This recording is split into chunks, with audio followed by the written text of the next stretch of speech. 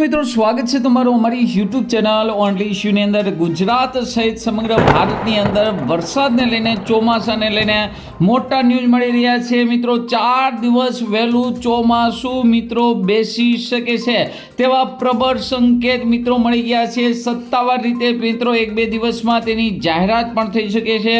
મોટું તેનું કારણ એ છે કે ખાસ કરીને બંગાળની ખાડી એક્ટિવ થઈ ગઈ છે।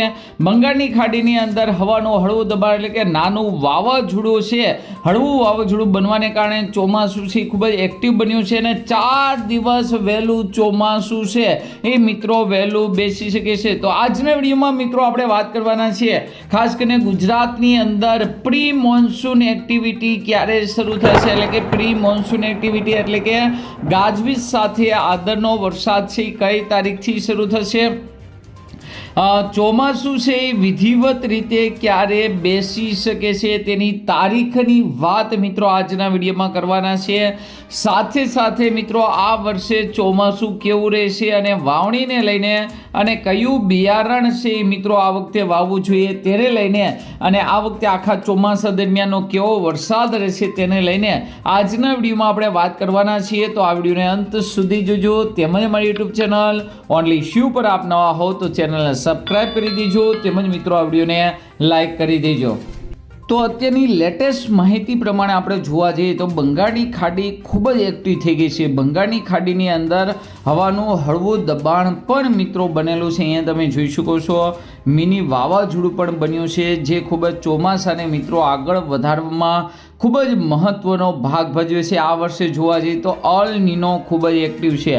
અલ નીનો જ્યારે એક્ટિવ હોય ત્યારે મિત્રો ભારત તરફ જે ભેજવાળા પવનો આવતા હોય આ પવનો ખૂબ જ ઓછા આવે છે, જેને લઈને ભારતની અંદર જોઈએ એટલો ભેજ નથી આવતો અને તેને હિસાબે વરસાદ ઓછો પડતો હોય છે। તો આ વખતે ફૂલ અલ નીનો છે, જેને લઈને ભારતીય હવામાન વિભાગે પણ મિત્રો 92 થી લઈને 96% વરસાદની આગાહી કરી।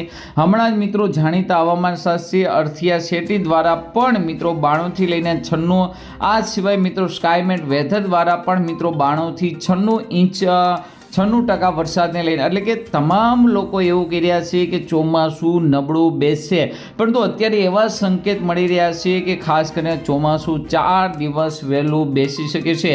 આમ તો જોવા જઈએ તો આંદોબાર અને નિકોબાર ટાપુ છે મિત્રો, અહીંયા આપણા આંદોબાર અને નિકોબાર ટાપુ છે।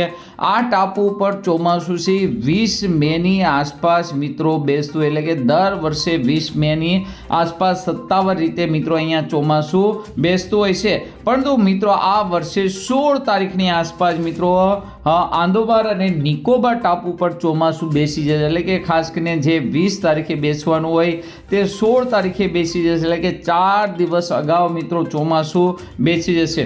આ બાજુ વાત કરીએ તો કેરળની વાત કરીએ તો કેરળની અંદર હાલ મિત્રો વરસાદની શરૂઆત છે એ થઈ ગઈ છે, પરંતુ ખાસ કરીને સત્તાવાર રીતે કેરળની અંદર ચોમાસાની એન્ટ્રી છે એ મિત્રો ક્યારે શરૂ થશે તો તમને વાત કરી દઈએ તો અહીંયા મિત્રો તમને જણાવી દઈએ 25 તારીખથી લઈને 26 અને 27 તારીખની આસપાસ કેરળની અંદર સત્તાવાર રીતે ચોમાસાની એન્ટ્રીની જાહેરાત મિત્રો થઈ શકે છે। હવે મિત્રો કેરળની અંદર સતત વરસાદ પડી રહ્યો છે છતાં પણ ત્યાં ચોમાસાની જાહેરાત કેમ કરવામાં નથી આવતી તો તમને મિત્રો જણાવી દેવી કે ખાસ કરીને ફક્ત કેરળની અંદર વરસાદ પડવો જોઈએ એ નહીં, સતત મિત્રો આ વિસ્તારમાં 7 દિવસ સુધી વરસાદ પડે, પછી ભલે મિત્રો ખાસ કરીને 1 ઇંચ પડે, અડધો ઇંચ વરસાદ પડે, પણ સતત 7 દિવસ કન્ટિન્યુ વરસાદ પડવો જોઈએ। એવા કંઈક કારણો છે। આ સિવાય મિત્રો ભેજનું જે હ્યુમિડિટી છે, ભેજ પણ મિત્રો હવાની અંદર 70% જેવો હોવો જોઈએ અને પવનોની દિશા પણ મિત્રો ખૂબ જ મહત્વની। આ બધા પરિબળો ભેગા થાય ત્યારે ચોમાસાની સત્તાવાર રીતે જાહેરાત કરવામાં આવતી હોય છે, એટલે કેરળ છે એ ખૂબ જ મહત્વનું છે। તો કેરળમાં પણ આ વર્ષે 4 દિવસ વહેલું ચોમાસું બેસી જાય। હવે મિત્રો એવું છે કે ખાસ કરીને આંદોમાન નિકોબારમાં 4 દિવસ ચોમાસું વહેલું બેસી ગયું, કેરળની અંદર 4 દિવસ ચોમાસું છે એ વહેલું બેસી જશે તેવા પૂરેપૂરા સંકેત છે। તો ગુજરાતની અંદર ચોમાસાને લઈને કઈ તારીખ જાહેર કરવા તો મિત્રો ગુજરાતની અંદર અંબાલાલ પટેલ કહી રહ્યા છે કે ખાસ કરીને 23 તારીખથી પ્રી મોન્સૂન એક્ટિવિટી શરૂ થઈ જશે. એટલે કે એનો મતલબ કે ખાસ કરીને ગુજરાતની અંદર ઘણી જગ્યાએ મિત્રો પ્રી મોન્સૂન એક્ટિવિટીને કારણે ગાજવીજ સાથે ભારે બફારા પછી મિત્રો ખાસ કરીને વરસાદ જોવા મળશે. તો પ્રી મોન્સૂન એક્ટિવિટી શરૂ થઈ જશે અને આ એક્ટિવિટી મિત્રો ખાસ કરીને ખૂબ જ લાંબી ચાલશે. આમ તો જોવા જઈએ તો 25 તારીખથી લઈને 7 તારીખ સુધી મિત્રો ખાસ કરીને રોહિણી નક્ષત્ર છે અને રોહિણી નક્ષત્રની અંદર વરસાદ ન પડે એ મિત્રો સારું માનવામાં આવે છે અને છેલ્લે વરસાદ પડે તો એ ખૂબ જ સારું માનવામાં આવે છે. એટલે કે રોહિણી નક્ષત્રમાં શરૂઆતમાં વરસાદ પડવો ન જોઈએ પરંતુ પછી વરસાદ આવે તો સારો ગણાય છે. તો આ વસ્તુ જોતાં ગુજરાતની અંદર તમામ પરિબળો જોતાં ગુજરાતની અંદર 5 તારીખથી લઈને 15 તારીખ સુધી પ્રી મોન્સૂન એક્ટિવિટી તેજ રહેશે, જેમાં 10 તારીખથી તો વધારે તેજ થઈ જશે, જેને લઈને ઘણી જગ્યાએ મિત્રો ગાજવીજ સાથે ઘણી જગ્યાએ વાવણી થાય તેવો વરસાદ પણ જોવા મળશે. તેના કારણ એ છે અહીંયા મિત્રો તમે જોઈ શકો છો કે કેરળની અંદર સત્તાવાર રીતે મિત્રો એન્ટ્રી થઈ જાય પછી આ જે ભેજ છે મિત્રો આવી રીતે આગળ વધશે અને જેને લઈને ગુજરાતની અંદર ચોમાસું નહીં બેસે પણ પ્રી મોન્સૂન એક્ટિવિટીને કારણે ભેજ છે એ આગળ વધી. એટલે ગુજરાતની અંદર આપણે ચોમાસા બેસવાની તારીખની વાત કરીએ તો 15 જૂન ગુજરાત માટે સહી રહેશે. એટલે કે ગુજરાતની અંદર ટાઈમસર જ ચોમાસું બેસશે. તે પહેલાં 23 તારીખથી પ્રી મોન્સૂન એક્ટિવિટી ચોમાસું પણ તમામ વિસ્તારમાં નહીં બેસે મિત્રો. ખાસ કરીને દક્ષિણ ગુજરાતમાં સૌરાષ્ટ્રની અંદર વરસાદ આવવા માટે 20 અથવા 21 જૂનની જરૂર પડશે અને કચ્છ ઉત્તર ગુજરાતની અંદર ચોમાસું બેસવા માટે મિત્રો 25 જૂન અથવા 30 જૂનની આસપાસ સાર્વત્રિક અને સારો વરસાદ જોવા મળી શકે. ત્યાં સુધી મિત્રો સારા વરસાદના કોઈ સંકેત હાલ મિત્રો દેખાતા નથી. હવે મિત્રો આ વર્ષે આપણે મિત્રો ચોમાસું કેવું રહેશે તેને લઈને વાત કરીએ. એટલે ખાસ કરીને વાવણીને લઈને તો વાવણી મિત્રો સારામાં સારી વાવણી છે એ 10 જૂનની આસપાસ થશે. 10 જૂન પહેલાં મિત્રો ખાસ કરીને સારી વાવણીના કોઈ સંકેત મળી રહ્યા નથી.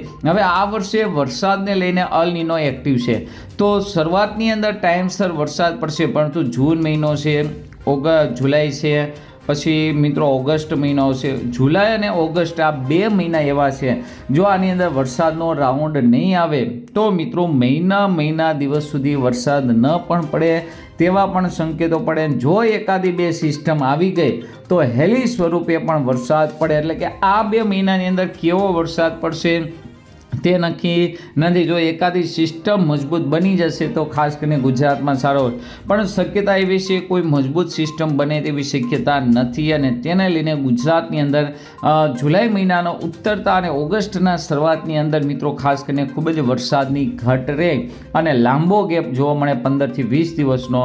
તો એ રીતે ખેડૂતોએ પાકની પસંદગી કરવી. આ વખતે વરસાદ છે, ચોમાસું છે એ થોડુંક લાંબુ ચાલશે એટલે કે દિવાળી સુધી પણ વરસાદ જોવા મળે તેવી પણ શક્યતા જોવા મળી રહી છે. તો એની હિસાબે મિત્રો આપણે પાક પસંદ કરવો જોઈએ. કપાસનો પાક છે, સોયાબીન છે, તેમજ મિત્રો મગફળીનું વાવેતર જ્યાં કરતા હોય છે તો સ્થાનિક પરિસ્થિતિને અનુકૂળ જ્યાં પણ મિત્રો આપણને અનુકૂળ લાગે તે પ્રમાણે પાક વાવવો જોઈએ. છતાં પણ 1 જૂન મિત્રો યાદ રાખજો, છઠ્ઠો મહિનો પૂરો થશે, 5મો મહિનો એટલે કે 1 જૂન ત્યારે મિત્રો ફાઇનલ ભારતીય હવામાન વિભાગ દ્વારા મિત્રો આગાહી આવી જશે કે ખાસ કરીને જૂન મહિનામાં કેવો વરસાદ આવશે, જુલાઈ મહિનામાં કેવો આવશે, ઓગસ્ટમાં કેવો આવશે, સપ્ટેમ્બર મહિના, આખા મહિનાના મિત્રો ચાર્ટ આવી જશે. 1 જૂન શરૂઆત થાય તે પહેલાં મિત્રો આખા વર્ષના ચાર્ટ આવી જશે. તો તે પ્રમાણે મિત્રો આપણે આયોજન કરવું પડશે અને ખાસ કરીને અમારી ચેનલ ઉપર પણ તેનો પરફેક્ટ વિડીયો આવી જશે. તો ખાસ કરીને એ પ્રકારનું આયોજન કરશો તો જરૂરથી તમને પણ મિત્રો લાંબા ગાળે ફાયદો રહેશે. તો આજના વિડીયોમાં મિત્રો આપણે પૂરું કરીએ છીએ. અસ્તુ, જય હિન્દ, જય ભારત.